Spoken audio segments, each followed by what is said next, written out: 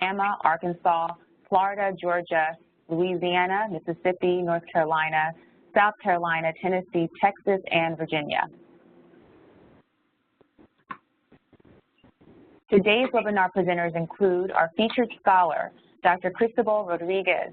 He is the Director of Graduate Studies and Associate Professor of Educational Leadership and Policy Studies in the School of Education at Howard University based in Washington, D.C. He will be opening up today's webinar. Closing out as our final presenter is Hector Bojorquez, who is the Director of Operations for IDRA EAC-South. Our practitioner presenters include Dr. Morcease Beasley. He is the Superintendent of Clayton County Public Schools based in Jonesboro, Georgia. Also, as a practitioner presenter is Dr. Scott Fritz. He is the Chief of Staff for Teaching, Leading, and Learning for the School District of Osceola County in Kissimmee, Florida. I apologize, Dr. Fritz, I mispronounced your name. My name is Nyla Bell. I am the Senior Education Equity Specialist at the Mid-Atlantic Equity Consortium, MAEC for short, which hosts the Center for Education Equity, C for short, working in partnership with IDRA EAC-South. I am one of the facilitators and will be today's moderator. Also facilitating is Michelle Vega. She is the technology coordinator for IDRA and will primarily work behind the scenes to facilitate the IT components of today's webinar. Today's agenda and topics include our opening presentation by Dr. Rodríguez, titled College Readiness and Equity, Research, Policy, Practice, and Advocacy for Schools and Districts. Our following presenter is Dr. Beasley. His presentation is titled Ensuring Equitable Practices for College and Career Readiness. Dr. Beasley will be followed by Dr. Fritz, whose presentation is titled College and Career Success, Gifted Programs and Special Initiatives. And IDRA's own Hector Bojorquez will be wrapping up with his presentation titled College Readiness, Systemic Considerations for College Access and Success. And then we will wrap up with time for question and answer and close. We are asking participants of today's webinar to use the Q&A box if you have any questions. If you do, please type your question in the Q&A box and include the name of the presenter your question is directed towards. You will also have the ability to use a chat box to share your comments or to engage other participants during the webinar if you so choose to do so. At the end of the webinar, we will ask everyone to complete a brief survey, a link to which will pop up as soon as you exit this platform.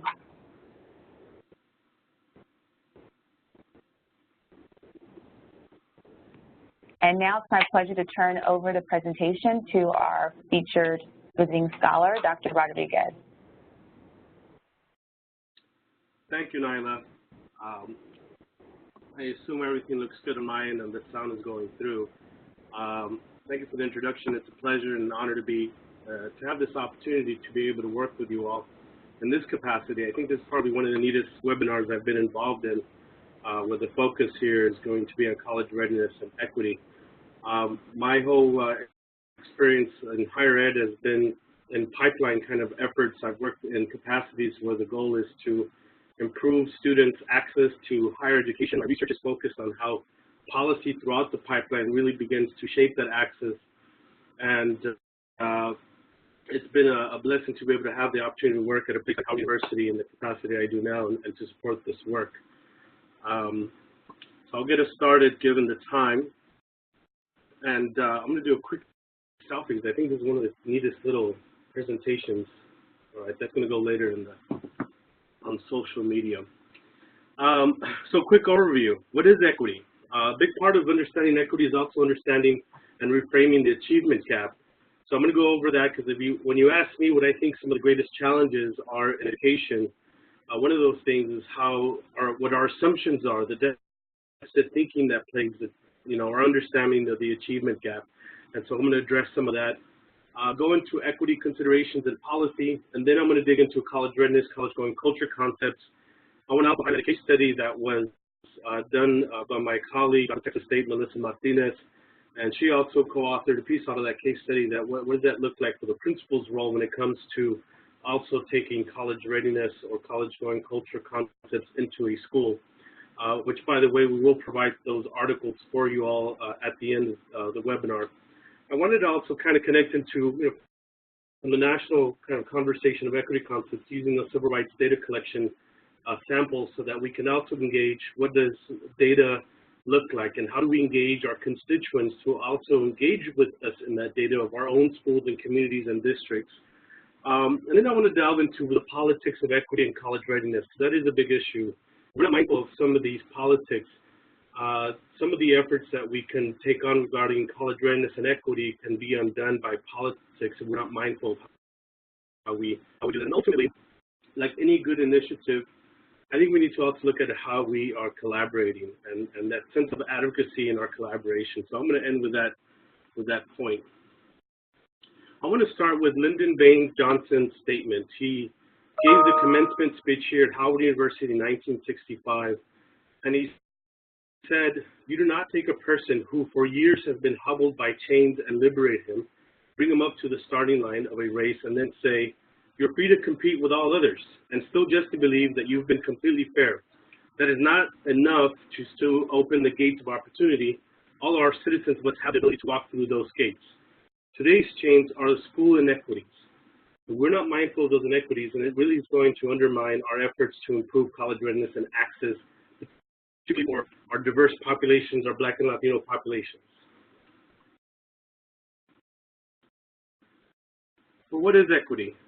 I borrow on Bull's definition here of what we mean by not just the sense of equity of a even playing field, but a vertical equity, where it reflects essentially the unique needs and demands and approaches for diverse populations that requires unique and greater resources in order to achieve an equality of outcomes that lead to equal opportunities towards college access, success, career readiness, and overall participatory citizenship.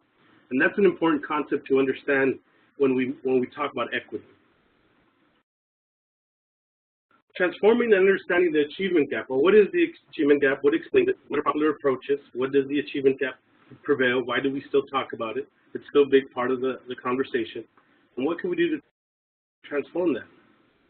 Historically, it's been using test scores, using gifted and talented placement or tracking concerns, grade retention, flunking out, holding power, using dropouts as opposed to push out is part of the concept as well. Using college entrance exams, matriculation at college, college graduation, and even GRE scores. Anytime we take such measures and outcomes, we often arrive to these assumptions as to, well, the achievement gap, we often either fall into deficit concepts, right? And that's where some of the issue is about starting with this conversation about engaging and understanding what the current discourse and language is being used when we're talking about, well, how do we even address college readiness when we have these achievement gaps? So I wanted to really think about those things. I'm using Richard Valencia's work. He put out a book not too long ago, a couple years ago, that really addresses this idea of the achievement gap and explaining it and transforming it. As we see, one of the common approaches to understanding the achievement gap is the deficit thinking model, where we blame the victim, where we often say, well, these kids aren't working hard enough, or there's some reason, or parents are the reason, and it becomes problematic when we go down a track. But that still is a common conversation today when we're engaging our work, especially in any political space right now.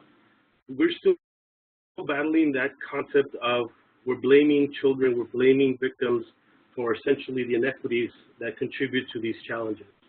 There are other approaches to explaining the achievement gap.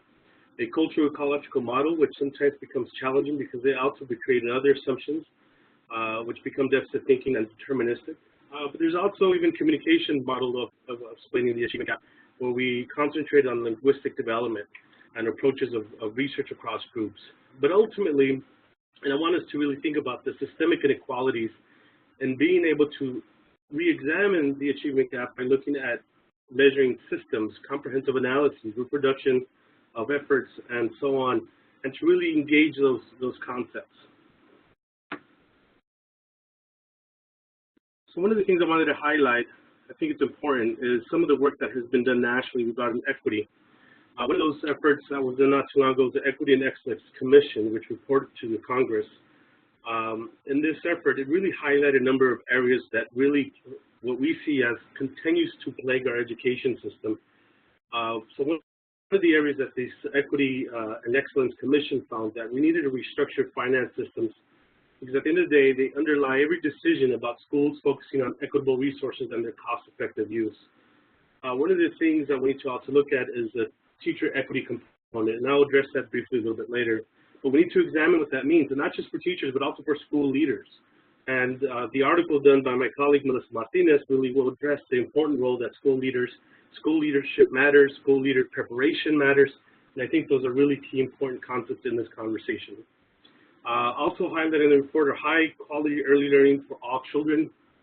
One of the concepts is when it comes to making truly equitable access to education starts at early childhood education. That has to be part of the conversation. We know that by first grade, we can start tracking students who are going on to college based on the access to early childhood education. The research has been done in that, and that's an essential conversation. So when we talk about college readiness, we're only talking about high schools, not talking about preschool education, we're missing the boat. So that's an important aspect that needs to be addressed. Also, improving parental engagement. When it comes to community engagement, it is an integral part of community leadership, and it's a big part of educational leadership overall. And also, and continuously, we need to continue to look at accountability and governance perspectives in that process. So one of the things that came out I guess a year after this report was the equity report and mandates out of the Office of Civil Rights and the U.S. Department of Education. One of the things that was critical in this effort, the Dear Colleague letter, a resource comparability by Assistant Secretary of Civil Rights, Kathleen Lamont, was to be able to assess these dimensions. One of the things that we need to look at is course academic programs and extracurricular activities. There's strong teaching and leadership support, school facilities as part of it, but also further on that we need to look at self-assessment efforts. From these conversations, it's really pushed the idea of how do we look at data, particularly data coming out of the Office of Civil Rights, which we'll highlight later, that the idea was from the civil rights data collection was to allow us to look at equity concepts, and we can even look at ideas and data at the school level and even at the district level across states. And that information is accessible, and it provides an opportunity to be able to engage our constituents in critical ways to be able to say, here's what we have, here's what we're dealing with, here's how we're going to collaborate to address this conversation moving forward. So that was a big effort. One of the other areas that we need to continually look at is provide comparable access to courses, academic programs, extracurricular activities. That's going to be important. Systemically addressing strong teaching and leadership and support as well. And of course, equitable allocation of technology, instructional materials, and overall support for school facilities as well. I mentioned earlier that one of the greatest challenges are teacher inequities. When you look at districts, particularly urban districts throughout the U.S., one of the greatest challenges is teacher turnover. A district of about 200 schools in a given year might need to replace 1,000 teachers. We're not, at the end of the day, producing enough highly qualified teachers through the traditional route. We know from the research that best teachers come out of traditionally preparing teaching programs. Things that universities do that where at the end of the day they go through a teacher preparation program, they go through a whole process. That traditional model, although sometimes folks say it's outdated, at the end of the day still produces the best results academically for students. And we know that our challenge is obviously the number of students that are accessing such programs and being prepared. One is they're not diverse enough. Two, there's just simply not enough at the end of the day. And that's an issue that we need to really address as a community. And we're to begin to address the issue in college readiness at the high school level. We need to tackle on solutions and policies, because at the end of the day, when you look at the current state of teachers in the U.S. when it comes to teacher inequities, we're talking about a slightly over 50% K-12 student population that is racially diverse, for a teacher population that is 80% white. And similarly so at the educational leader level, and then when it comes to district leadership, even less diverse. So these conversations are critical when it comes to the educator pathway and what we're doing to critically prepare educators across the whole system to address this conversation and to connect to that. And so that's one of the dimensions that I think is important whenever we talk about college readiness. If we're to consider systemic considerations in that conversation, or we're to move from the achievement gaps looking at opportunity and access gaps, then that's going to be an integral conversation for any district.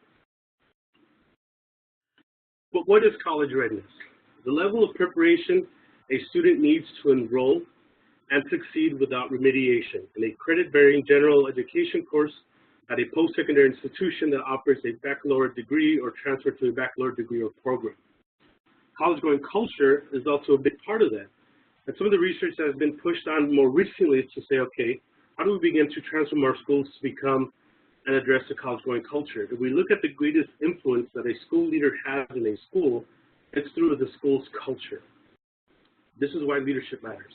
If we're to then take that concept and some of the things we've learned from instructional leadership and say, okay, let's take that to college-going culture as to that becomes our conversation at the high school level. But not just at the high school level. There's a wonderful example in Texas where they're talking about even college-ready districts, where the idea from the get-go is from early childhood education through elementary, middle, and high school. Really, the concept came out of early college, high school programs, and that's the conversation where they've driven the efforts to say, how do we do this as a whole district? And that is definitely possible, and some great examples out of Texas regarding that. But a college-going culture, where a school district cultivates a culture of aspirations and behaviors conducive to preparing for, applying, and enrolling in college, and where the culture is tangible, pervasive, and beneficial, and ideally should be inclusive and accessible to all students, and should be contextually fitted to the needs of students. Back to the conversation earlier from the critical aspect of vertical equity, right? How do we situate and respond to the needs of students?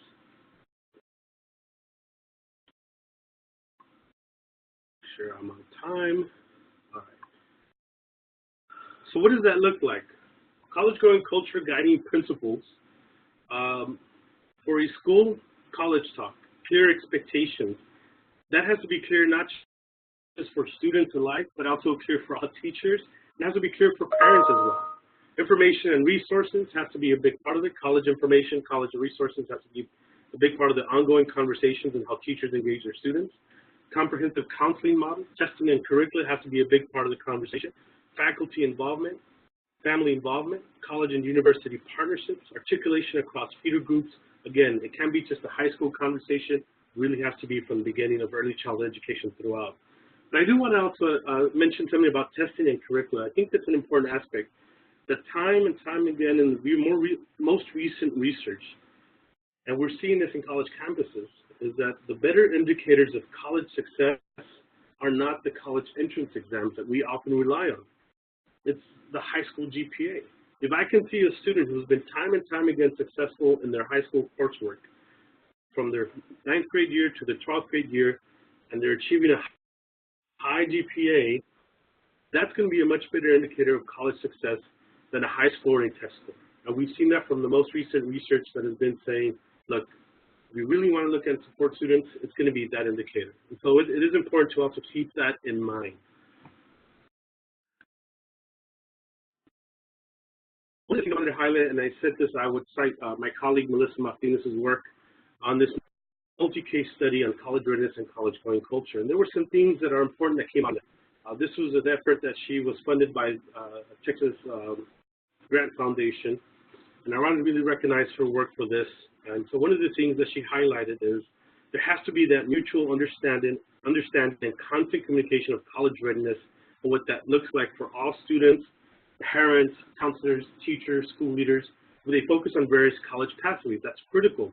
So not just from the Ivy League traditional, oh, I want to go to the Notre Dames, the Princetons, the Yales, the Harvards, but public universities, four-year universities, the regional universities, the regional colleges, the two-year colleges, and technical colleges, in a way that has to be intentional. One of the things that should be mindful is that has to be priority over even military and workforce options, with a mindful consideration for alternative aspirations. College content has to be part of the big conversation as well. Curricular collaborations and relationships between and among school leaders, teachers, and students has to be constantly addressed and implemented. where you talk about events, deadlines, expectations, financial aid deadlines, and so on has to be part of that. And of course, the rigor. The access to college rigor courses or college-ready rigor courses is part of the big conversation of that. And as well as the anticipated cost of college readiness was an interesting finding in her work, that we have to be mindful of the mental and emotional well-being of coping with stress. The instructional leadership concept, I think, is key. Changing a school's culture requires shared or distributed leadership, which engages many stakeholders in major improvements rolled in from instructional leadership, in which administrators take responsibility for shaping improvements at the classroom level. And that means ensuring excellent instruction within the classroom, establishing core values and norms that are shared by all on campus, and building trust among stakeholders. Those things have to be a big part of what happens at the school level. In fact, from what the research tells us, again, leadership does matter through how they inform the school's culture and as well as their instructional leadership. And if we can be mindful of how that instructional leadership plays out in our day-to-day efforts in the school level, across a district, you begin to see that transformation take place if it's done right. Sorry for the pause there. One of the things that I wanted to also highlight from that same case study from Melissa Martinez, she did an article on what's the role of the principal. And there's some concepts that I think are wonderful to pay attention and to look at. Laying the groundwork for a college-run culture is essential. When we talk about building trust with faculty and staff, it's part of the conversation through support and empowerment. Expected higher standards and effort from teachers and students. Secured strong instructional leadership and professional learning communities. For those of us in K-12, we know what the role that professional learning communities can play in the success of a school. Establish academic support programs for students with the most academic need. Sustaining a college-going culture is also a big aspect, and that looks like looking at student-centered efforts and looking at building relationships, engaging in college talk, and then conveying that high sense of expectation. Supported integration of college and career readiness strategies and courses, and embrace innovation and recognition of needs for continued school improvement.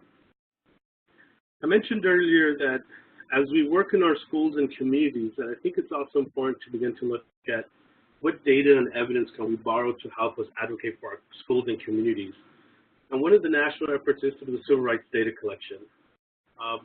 This is an example if you ever want to go look and investigate what data you can access. The new recent data from the 2015 school year, 2015-2014 academic year, essentially, is accessible. It's just fresh out. It takes a couple of years for the education department to process this data enough and set it up to make it accessible. But I kind of invite all of you, I invite all of you to investigate and spend some time looking at data from your schools and your districts. So what is there? And one of the things that you can do is begin to look at, with community, with your constituents, to look at, well, what can we examine to help us understand college readiness indicators? And here's an example of what you can find easily. I decided to pick a Georgia district since we have one of our co-presenters here coming from Georgia. I picked on Campbell. This is a real high school. This is real data. This is recent data. Cobb County is the name of the district. And, in this case, it's Campbell High School. And so one of the things that if you look at breaking down, this is a school that has a high free-reduced lunch population at 57%. Their school enrollment at the end of the day is unique. If you look on the left here, you look at a 43%, 44% essentially, Black student population, and you see a 33% Hispanic student population. We see this in the South to a greater extent throughout the East Coast, that we're seeing essentially numerous Black communities that are now becoming Black and Latino communities. So we need to have this conversation as to how these spaces are evolving, but more importantly, how can we continue to also address college readiness concepts in these areas. And I'll give you one example why that's important.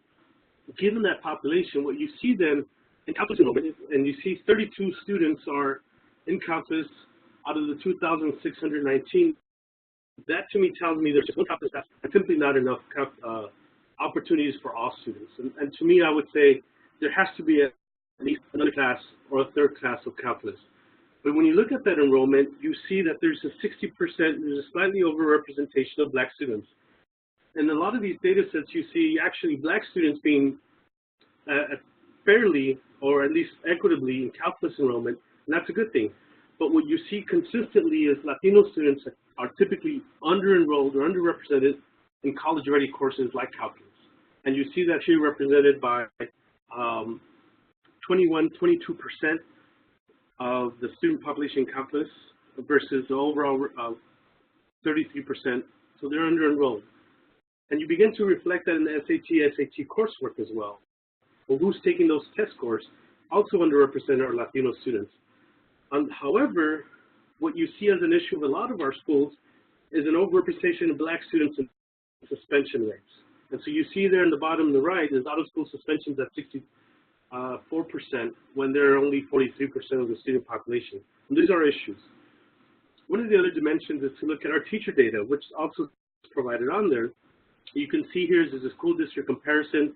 One of the areas to really look at is the percent of first-year teachers, the percent of second-year teachers, meaning there's a high turnover rate. In this particular school, it's above the district, and overall, 9% or 8% of the district is a higher, and typical for urban districts in some cases, that they have high teacher turnover rates, and that has to be, again, part of the conversation at the end of the day. So as you consider such efforts, I think there's some essential questions that need to be considered. Based on what you've learned, based on what you see, what are the districts and the school efforts moving towards equity when it comes to college readiness, and what does that look like in building a college-going culture? Given your district's context, what challenges might you first overcome? 3, considering the Office of Civil Rights recommended prevention efforts, what are systemic responses in your districts that need to be addressed? And those are important efforts that need to be looked at. Partnership considerations are key. I want to highlight some of the things that San Antonio has done. We've got government and district efforts. One of those efforts was a college cafe that put offices out in the community that was a direct community involvement through the city of San Antonio to essentially increase college-going efforts. And that was a wonderful partnership. And they, not only did they do that, but they also implemented early childhood education efforts with the city. Those things are important. There has to be university district leadership and service partnerships, as well as private and district support efforts regarding their foundations, similar to what we found in South Texas with early college-going districts, where they partnered with HEB to be able to help them fund early childhood education. So there's some reflective questions as well when it comes to politics and equity, and this is just for your all thoughts. What are the political challenges of addressing equity, and how do you address them? What might be district versus state policy and reform challenges in addressing equity? And as a superintendent or school leader, who are the policy and political advocates to sustain equity and ultimately improve the position or improve equity, right? And those are things that are important things to ask and to keep in mind throughout this whole process. One of the things that you begin to see is if you're starting district initiatives, they might clash with state expectations of what is college readiness. They may clash with definitions. They may even clash with efforts. You have to be aware of the difference between your district and your state policy efforts, so ensure that you can negotiate and navigate those challenges and tensions sometimes. Ultimately, one of the things, and I'll go over this briefly, you have to be mindful, and I use Frank Fisher has this kind of policy advocacy concept, that you have to think mindful of your policy committees, what they look like, your policy advocacy, and your language that you're using. Be mindful of that language, and analyzing that language is critical, especially if you want to stay away from deficit language in anything that you do. You want to always invite people for civic discovery, and that's what the civil rights data collection is critical. And you want to be deliberative. You want to have transparency. You want to look at policy conversations, especially around college readiness. I know we're essentially almost out of time, but we might have a minute or two for questions. And I believe we would open it up for any questions at this point. I gave you all a lot. I get it. Any questions?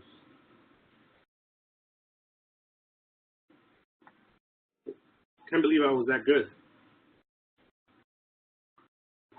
Maybe I should open up my chat. Please remember to type them in the Q&A box on the right side of your screen, and we will respond to as many as time allows. And at this time, for the time being, we will respond to them at the end of the presentation so we can keep the schedule. So again, if you have any questions, please type them in the Q&A box and make sure you specify that the question is for Dr. Rodriguez.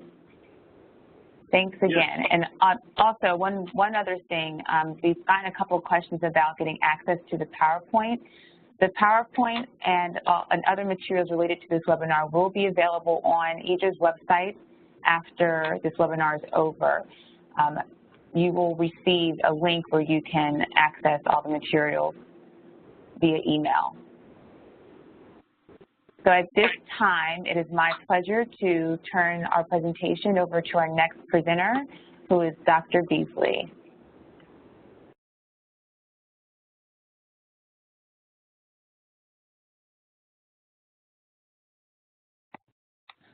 We're pleased to share. Cristóbal really talked about a lot of the concepts and terminology that we are very much immersed in here in Clayton County Public Schools. And just for context, we're located in the metro Atlanta, Georgia area, and we are the county that you land in if you ever fly into the Hartsville, Atlanta airport. We have about 55,000 students. And our work, I'm concluding my first year as superintendent. Our work basically has been to create a culture of high performance. Many people ask, what initiatives or what programs are you working on? And I always step back a second and really just try to inform people that programs and initiatives are good within their place, but really it's about a culture here. And so our goal is to create a culture of high performance. I'll not go over every slide that you see here, and you can clearly review the slides once you access the presentation. But I do think it's important to share that we have a very clear focus relative to ensuring that all of our students have academically challenging environments, that all of our students are prepared for post-secondary options. That includes college, the workplace, the military, or a combination of those things, entrepreneurship, if that's what they choose to do. We have a very strong focus on ensuring that our students who are in the lower grades, the early learning, that they're meeting grade level standards, that they're performing reading and math on or above grade level, and we're engaged in their work. We believe that academic support is critical, but we also believe and have efforts relative to non-academic supports. If students are having difficulty seeing the board, we want to ensure that they have eyeglasses. If they need medical attention or if they need to see a doctor or a dentist, we provide support relative to health care. We have a population of about it's close to 55,000. African American percent is about 70%, Latino, Hispanic about 21%. All others would comprise the other 9%. You should know that even with a population that's mostly brown and of students of color, we find ourselves dealing with the issue of equity and access. And so it doesn't mean that you don't have to deal with that issue or the lack of equity and access just because you have a population that is described as possibly more diverse in some situations. But what are we doing very, very clearly here in Clayton County? The first thing relative to equity is ensuring that all of our students access the core curriculum. It is just unacceptable for our students not to be taught grade level standards. Here in the state of Georgia, we have Common Core standards. We've retitled those standards several different ways since they were implemented in 2010, but nonetheless, they are Common Core, and we expect all of our students to be taught the standards for the grade levels that they are enrolled in. We have identified high impact instructional practices that we expect to see in all of our classrooms, and we provide support, professional learning development for our teachers, principals to ensure that all classrooms are academically challenging environments. We are stimulating, it's the term that we like to use, our culture in every classroom. We are STEM-based. We are working to ensure that STEM is not an initiative, but it's just the way that we teach in all of our classrooms. Relative to equity, it's about all students, and therefore we're working to ensure that all students are growing academically according to the various formative assessments that we have inside the district, and also summative assessments, meaning the state assessment. We want all students to perform at the grade level or higher. We want them to be proficient or distinguished, and we have work to do in that area. We're also ensuring that all of our students have access to the technology. One of our initiatives clearly is the technology. In addition to literacy, numeracy, we want to ensure, and critical thinking, we want to ensure that our students all have access to technology, to use technology to enhance the learning experience within the classroom and beyond the classroom. So we have an initiative, again, I don't like to use the word initiative, but it is an initiative called Extending Learning Beyond the Classroom, where we're phasing in a one-to-one initiative. But beyond that, all of our teachers and our classroom technology refresh allows our teachers, who are all issued laptops, provided training to support the use of the technology. They're using the technology to integrate and to enhance the learning experience in the classroom. We are working on improving AP, advanced placement, clearly at the K-5, 6, 8 level. At the elementary and middle school levels, we're working to increase rigor, academically challenging environments in every school. But as our students matriculate to the high school, advanced placement has to be the norm. It's just our expectation that our students have access to advanced placement opportunities. And so we're working, we have an open enrollment policy.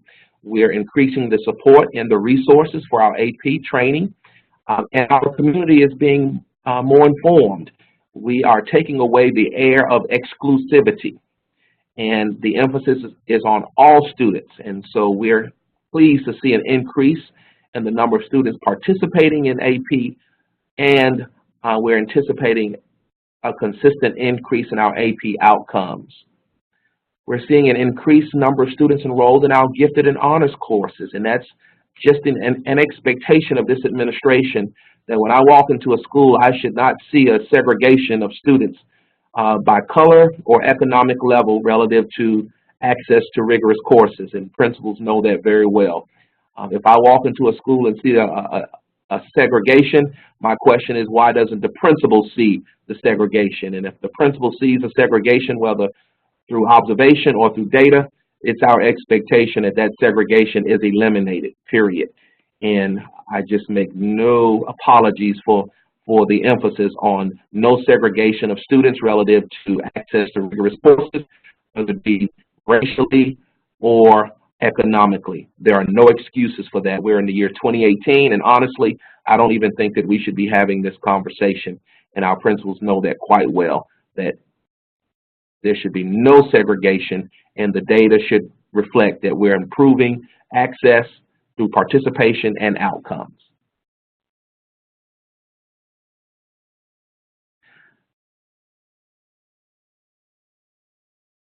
I am moving along. You should know that we're working with the National Math and Science Initiative, and we're training teachers at the high school level, but providing development to teachers across the grade levels as we ensure that our students have access to rigorous coursework.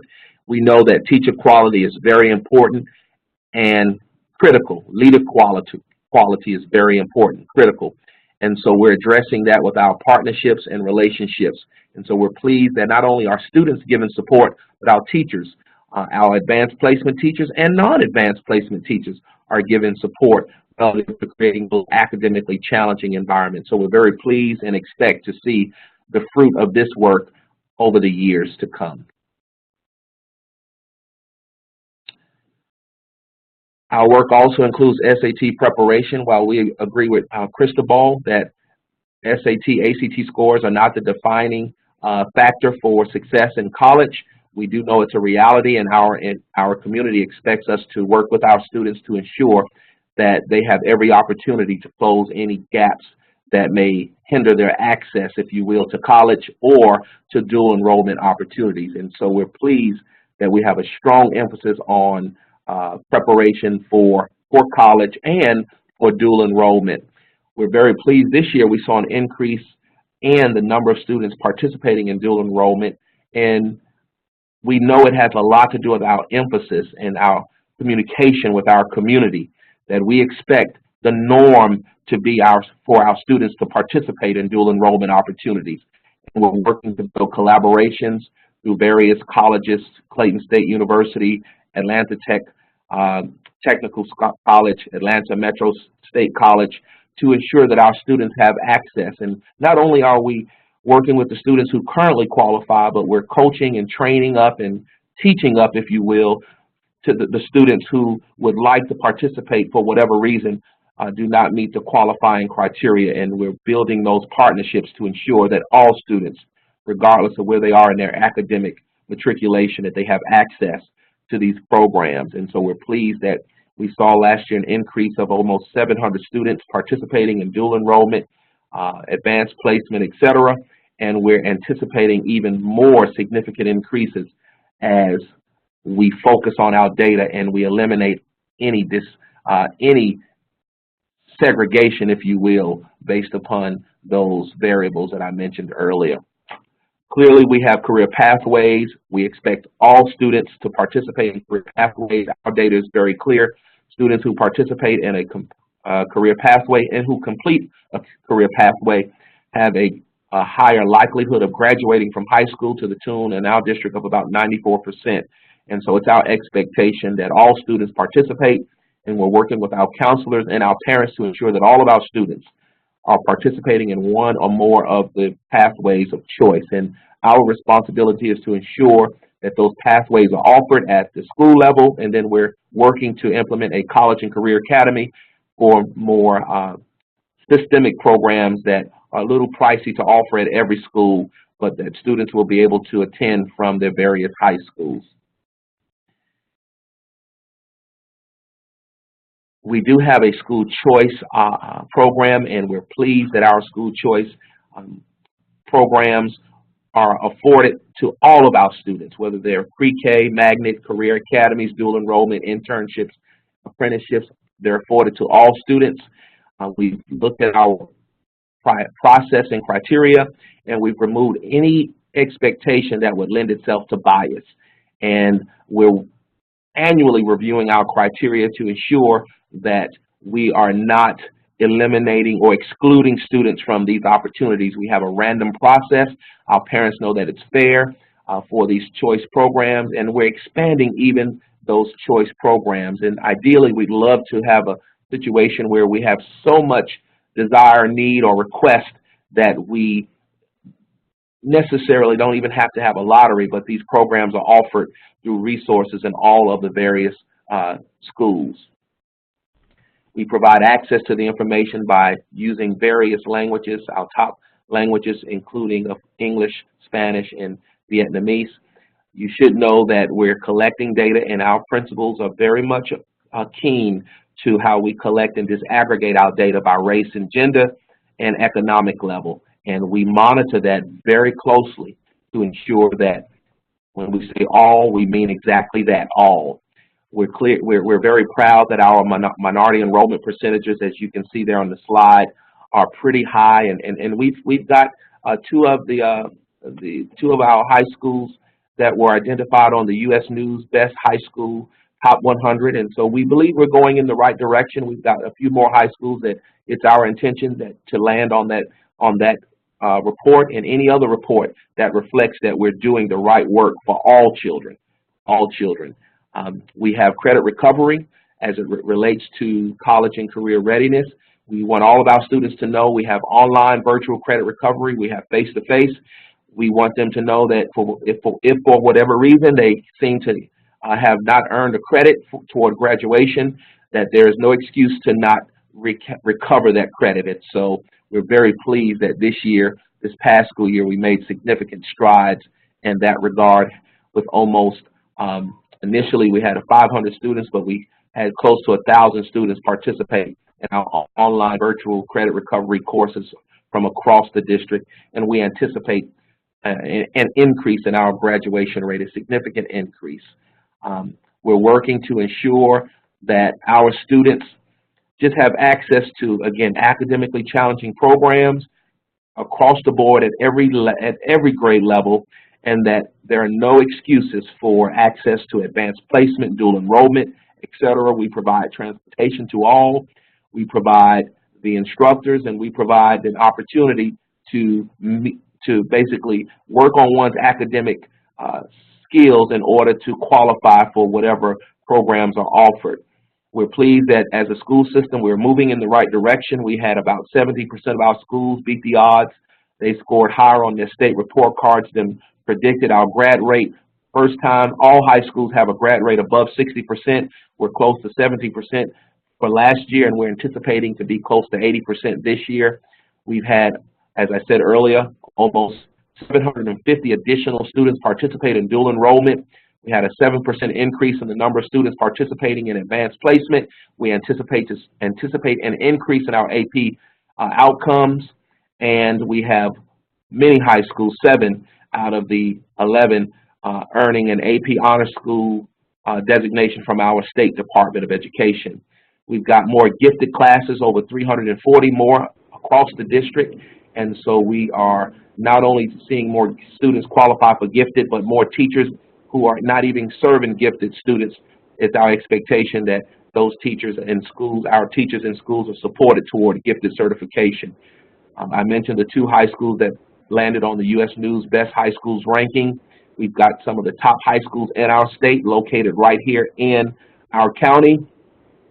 We're the only school, and we have the county that has the only school in Georgia that's named as a nationally certified magnet school, and we're pleased that our credit recovery is helping our students have hope toward earning their high school diplomas, and more importantly, toward being ready for college, career, just post-secondary opportunities. We're creating, in conclusion, a college-going culture. We're normalizing high expectations for all students in our county. Our community is in support. They're behind us, and we're very pleased that Clayton County is becoming a viable, competitive option for individuals who live in the metro Atlanta area, and we're very proud of the work, the culture work that we're doing to create high performance in our school system. Thank you, and I'll just pitch it back to Nyla. Thank you, Dr. Beasley. Again, please type any questions you have for Dr. Beasley in the Q&A box on the right side of your screen, and we will respond to as many of them as time allows at the end. Already we have 3 questions for Dr. Rodriguez, some of which he responded to privately and we'll revisit at the end.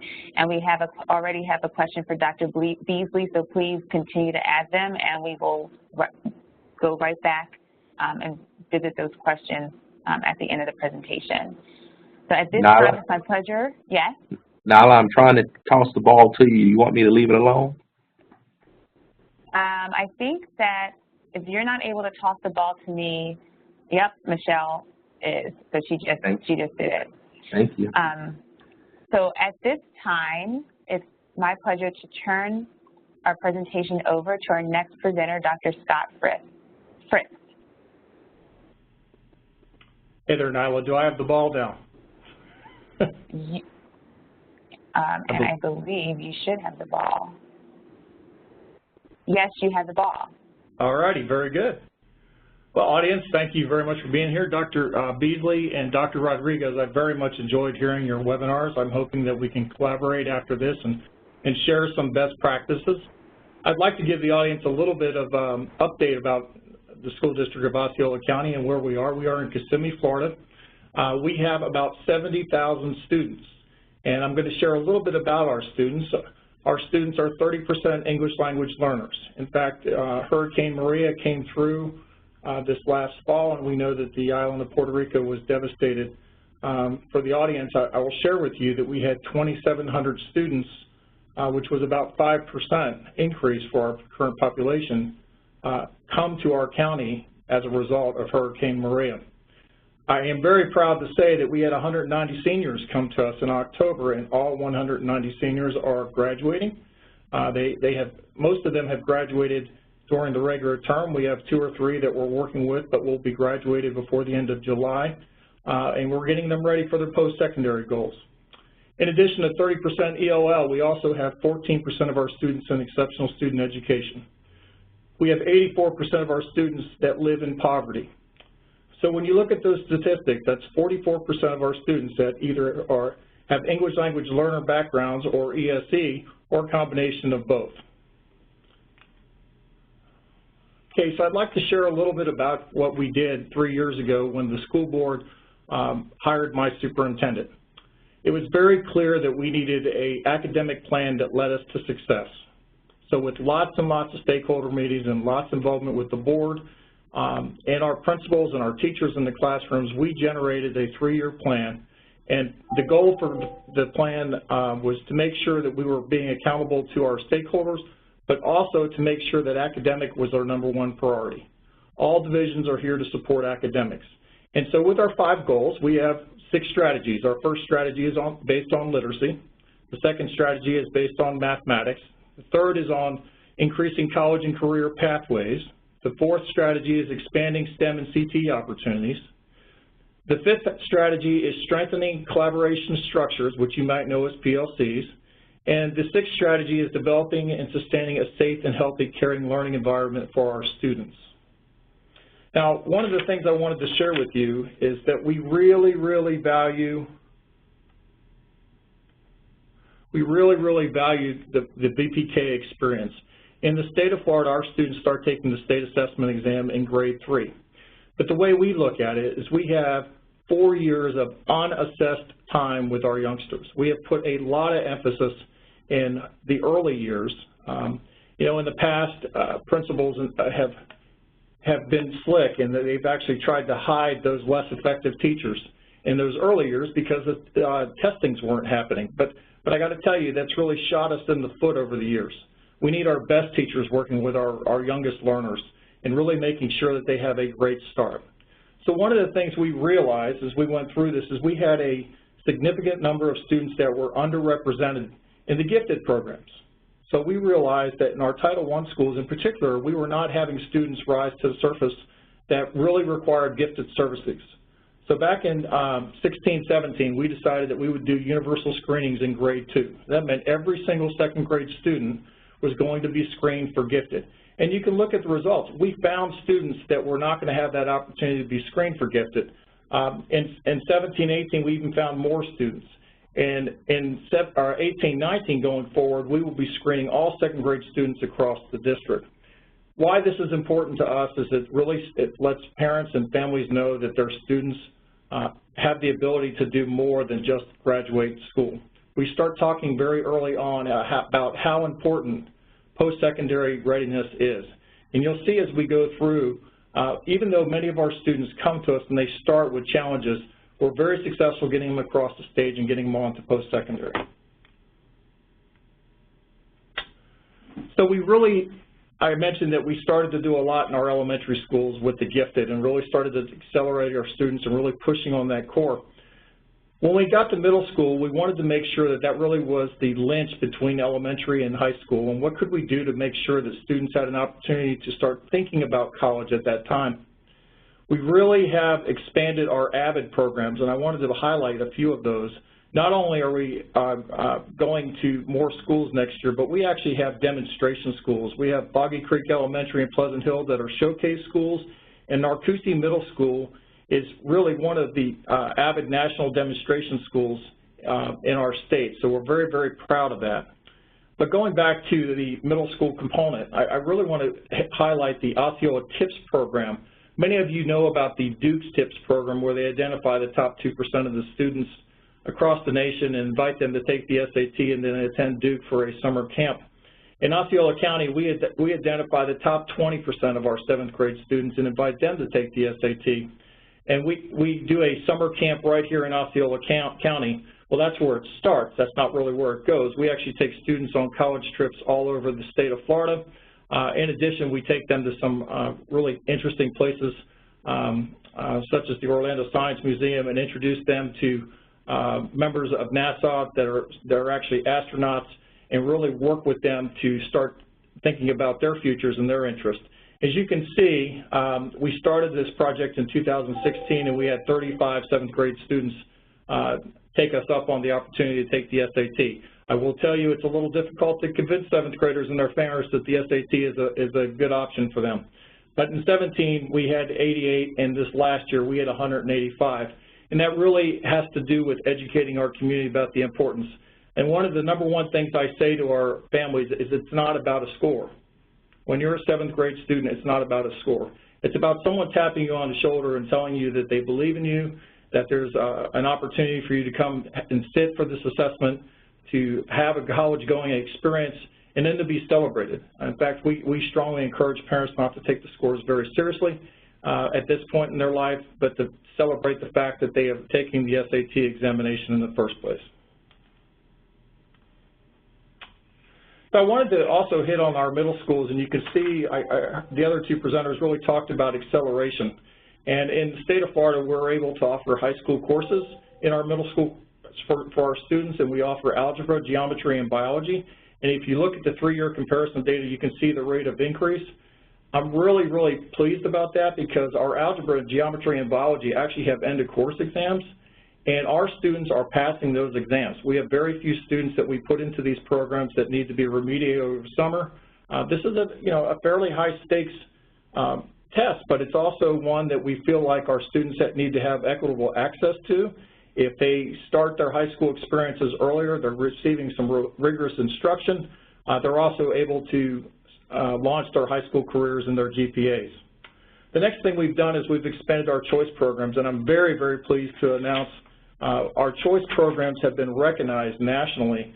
In fact, this morning, I just received notification that we were awarded the Golden Achievement Award by the National School Public Relations Association for our efforts with school choice. Choice across our district is open to all. It doesn't matter where you live. If there's a program you want to go to, you're able to go to it. I will say that only certain programs have transportation, so parents do have to participate and help out with that. But again, choice is something that we're very, very proud of. This next school year, I did mention that we are a fast-growing school district. In fact, we are the fastest-growing county in the state of Florida. We're opening 2 new high schools, and one of those high schools is Neo City Academy. And Neo City Academy is a school that's going to be built on a county piece of property with a company called Bridge, which is an engineering company.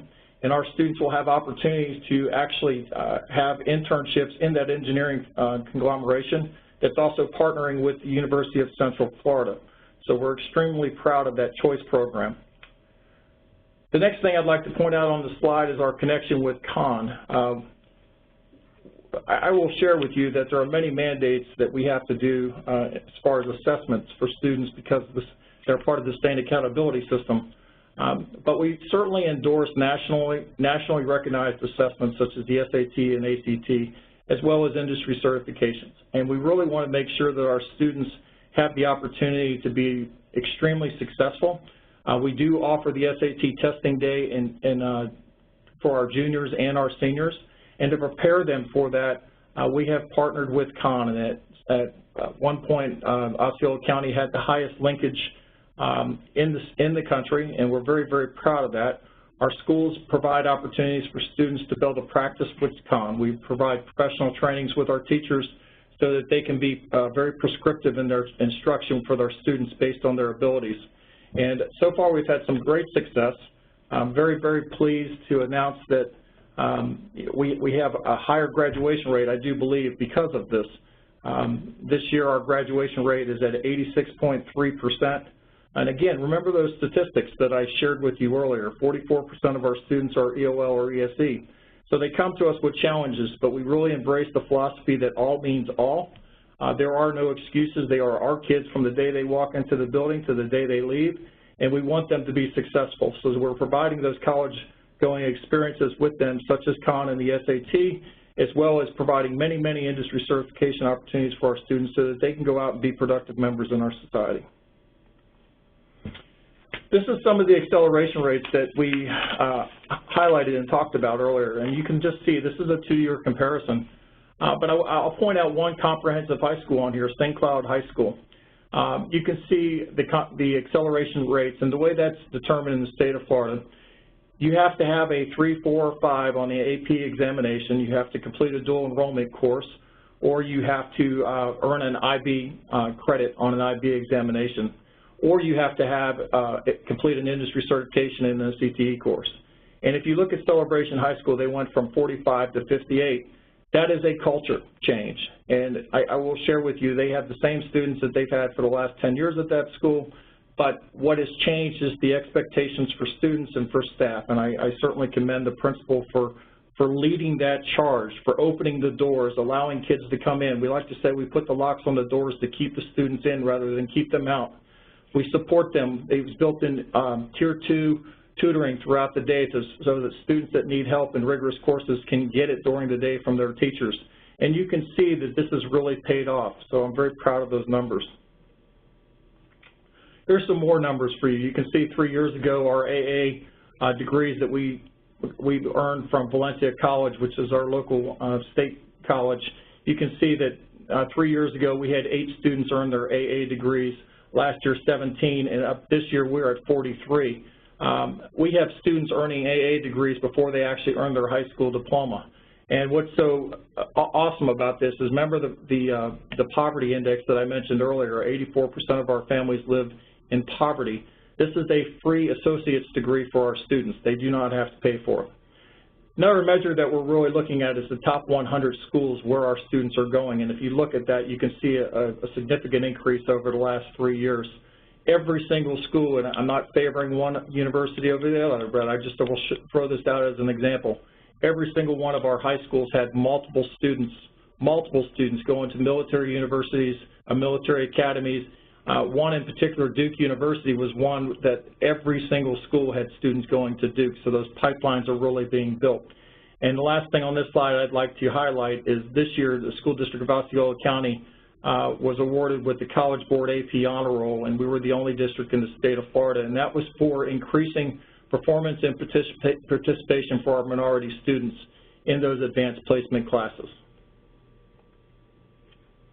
So next steps for us, I mentioned earlier that we are certainly going to be expanding our gifted screening to all second graders so that we can get that early start. We will be expanding AVID to 3 elementary schools and to 1 high school for next year, and that is an initiative that we are trying to expand to all of our schools. And all rising 9th graders are actually meeting now with their principals and their guidance counselors. We've partnered with Naviance. Some of you may know that. It's a post-secondary guidance tool.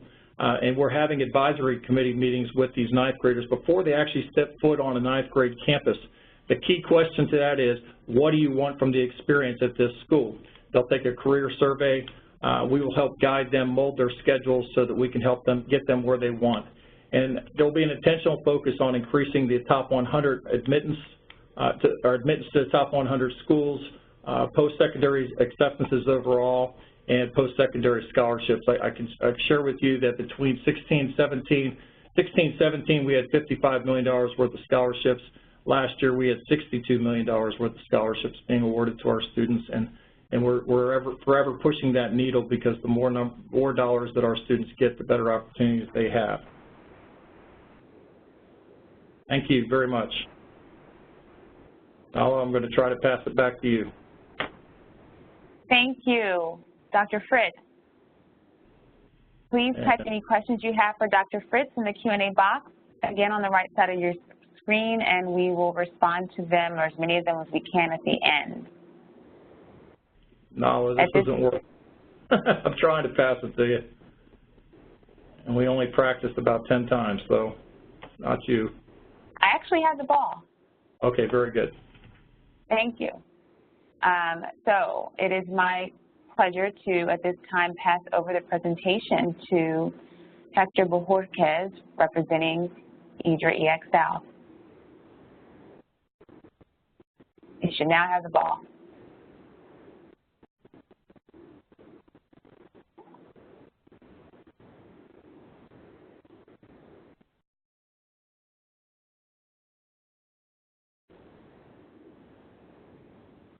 Hector, we cannot hear you at this time. I think you're on mute, perhaps. Hello, can everybody hear me? Perfect. Great, wonderful. My name is Hector Bojorquez. I am Director of Operations at IDRA, Intercultural Development and Research Association. In case you don't know who IDRA is, we're an educational advocacy group that's been around for 45 years in South Texas and have done a lot of work around technical assistance, policy, informing policy, and research around equity and excellent education. And for today, what I would like to discuss are college readiness and the systemic considerations for college access and success. I think all the presenters have done a wonderful job in talking about a lot of the pieces that we need to think about when it comes to college readiness, as well as kind of some of the things that flow into each other, like Dr. Rodriguez was speaking at the beginning. And IDRA has a very interesting way of looking at this through what we call our Quality Schools Action Framework, which you should see in front of you at the moment. Our Quality Schools Action Framework is our change model, and it's the change model that we use when we look at an entire system, at the entire ecosystem that is represented by a school district. And if you see at the left-hand side, where it says outcome indicators, those are what we hold ourselves and others accountable to. As a society, we're not going to get the kind of equitable and excellent education we need for all until we all decide that the outcome indicators need to be that our students graduate college ready for college access and success, and prepared for that future. How they get to it and how that happens. If they choose not to, that's their decision. But we as a society to make sure that they are ready for that future. And that's what we have as our two main outcome indicators: school holding power, meaning are schools holding students to the end, where there's very little dropout rates to none, and the completion rates are very high. And that actual student success means that they're prepared for college access. And so that's what our outcome indicators are. When you go to the other end of our framework, we have levers of change. And what does this mean? We have actionable knowledge. At that triangle, we have actionable knowledge with engaged citizens at the top, accountable leadership, and enlightened public policy. Basically, what we mean by this is that all of those levers of change, whether it be families and communities, business partners, the accountable leadership, meaning everybody from superintendents down to principals, and enlightened public policy being everything from the actual policy itself to policymakers, all have actionable data around what's going on in schools to understand and be able to act upon what needs to happen in order to have those kind of outcomes that we're looking for, which is basically, as IDRA sees, is most important right now for the next century, is college access and success for all. So what are the actionable data that we need? Some of the things that Dr. Rodriguez, Dr. Beasley, and Dr. Fritz were talking about all fit into, well, that is what we need to start out. We've all agreed over here that we need to have these kind of outcomes. Well, we need to start over here then about what the kind of actionable data that we need to start upon. So there we have engaged citizens, like I said, which includes families, which need to be part of this discussion, the leadership, which are almost everybody that presented here, and enlightened public policy. So what does that mean then?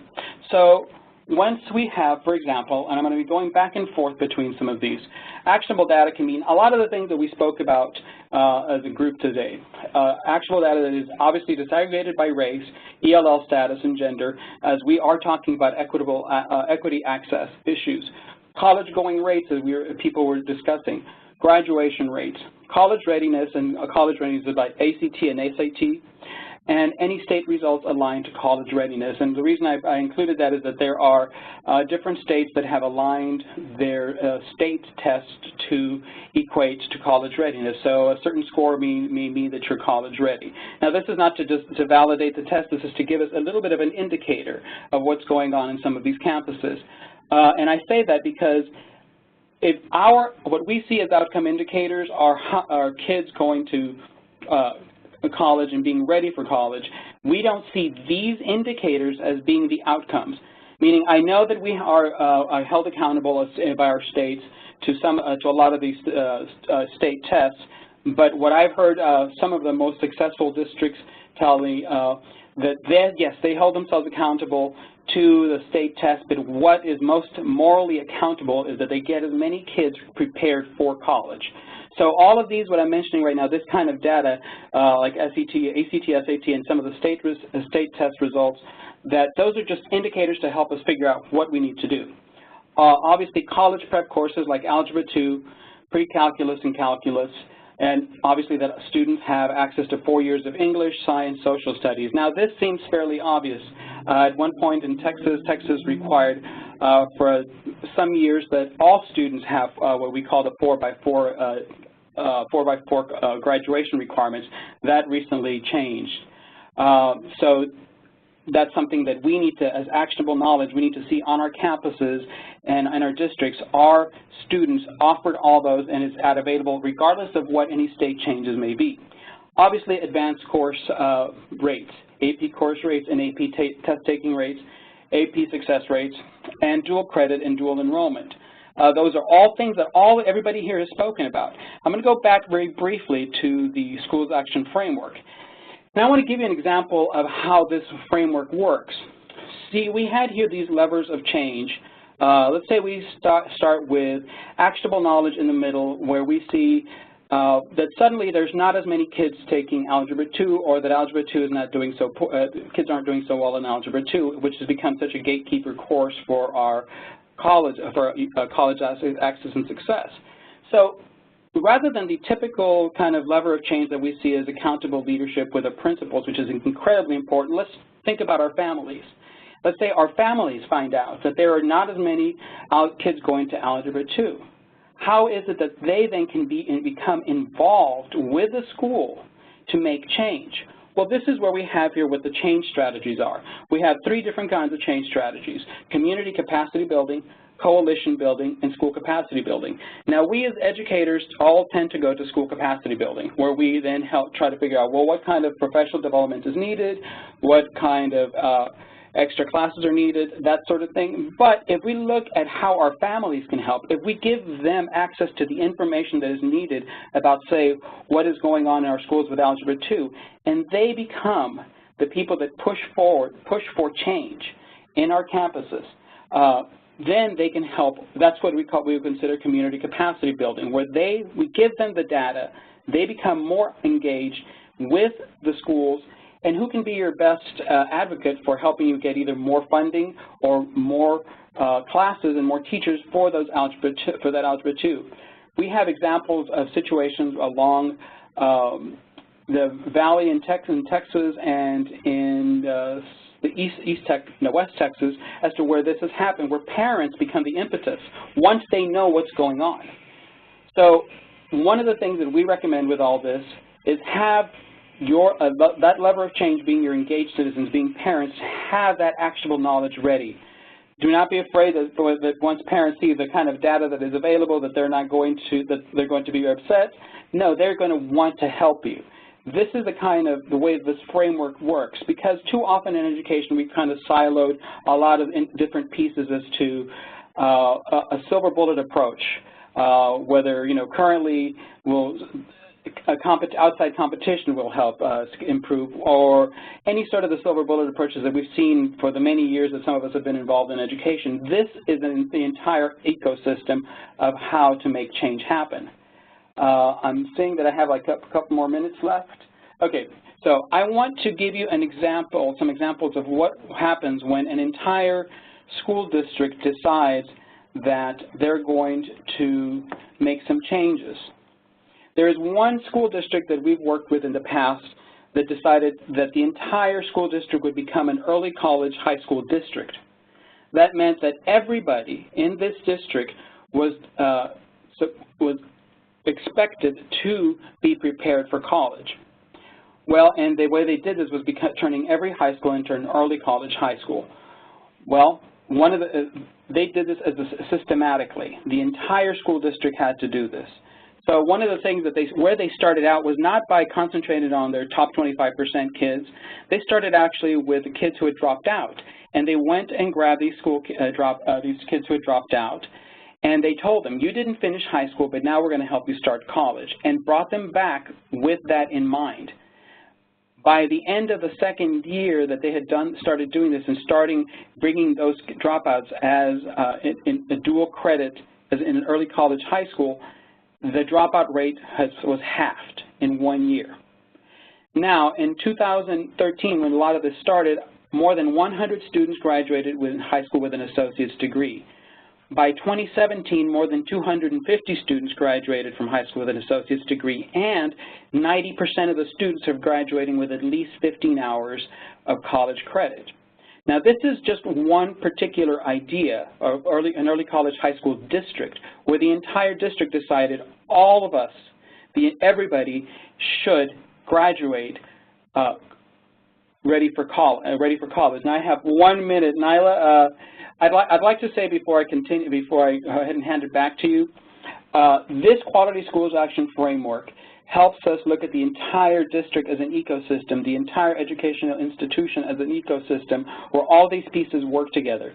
We have your part as part of this school system fundamentals, which include fair funding and governance efficacy. Those are things that IDRA has been involved with for many years.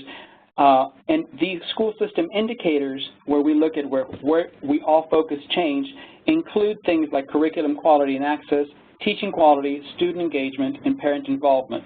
But I want everybody to understand the following, that we do not see, for example, test scores as being the outcome indicators, whether a school is successful. The outcome indicators that we see as most important are college access for success. So that is where we would like to see everybody move towards, that once you make that your accountability, then all of the things that you see here, you can start working towards. But thank you very much. I'm going to hand it over to Nyla. Thank you, Mr. Bojorquez.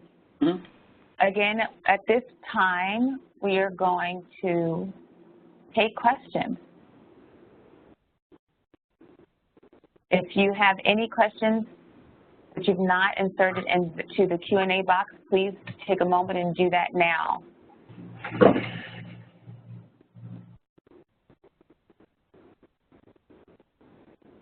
So we do have some questions that were asked earlier, and I'm going to jump back around between presenters. Let's start with the first question for Dr. Rodriguez. Are there any other cities other than San Antonio that have had a successful program?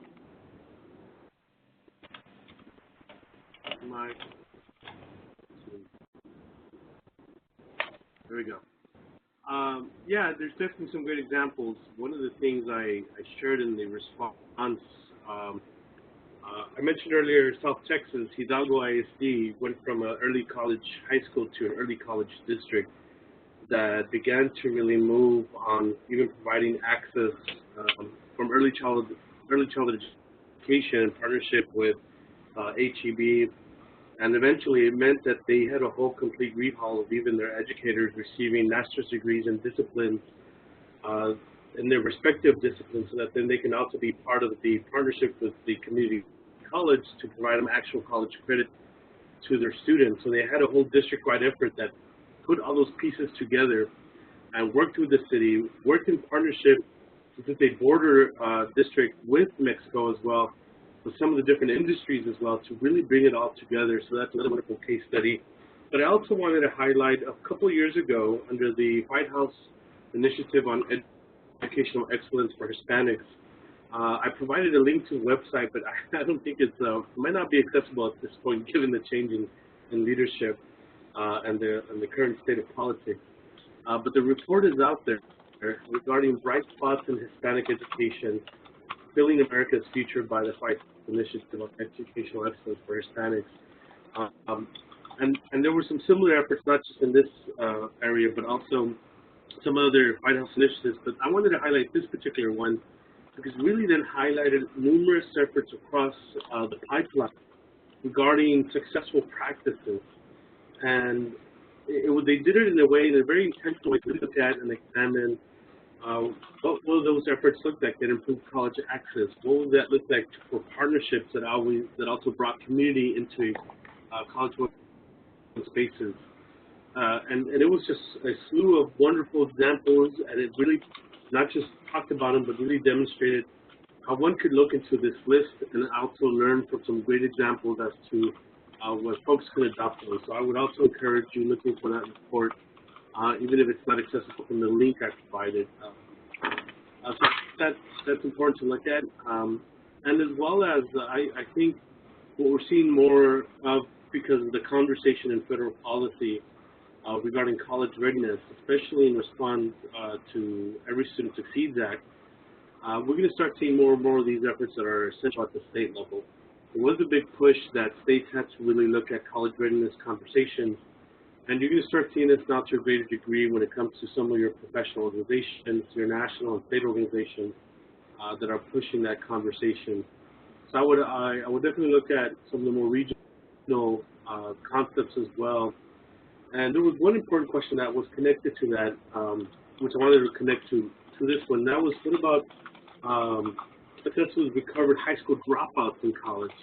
I think that's an important kind of conversation, an essential area to look at community college partnerships that look at efforts to essentially connect with such programs that are providing that access. And what you see is non-traditional students being able to have the opportunity to access 2+2 programs in a way that are successful. And I've seen them time and time again where the story is, oh, I went from a dropout to students who actually get on their PhDs, and I've done some amazing work. And I have colleagues who have been on that pathway.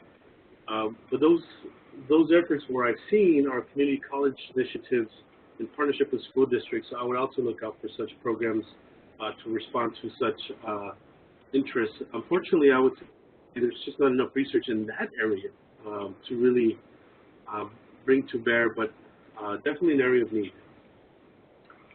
Nyla, was there another question? Perhaps the DACA question was another good one, so I can answer that. There was a question regarding how do organizations address the need for undocumented or DACA students, both either at the state and federal, or as well as not just access, but also financial access, right? What that looks like.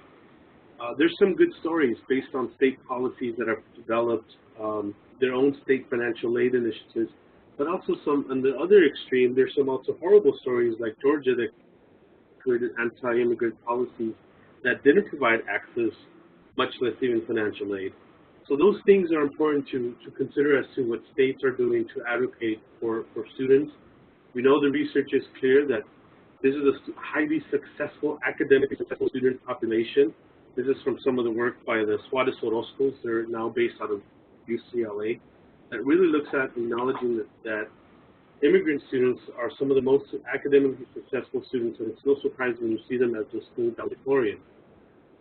The question becomes, how can they then access essentially a university and college education, also tuition? One of the great examples that has done that has addressed some of that, and I highlighted Freedom University. We actually had it here last week.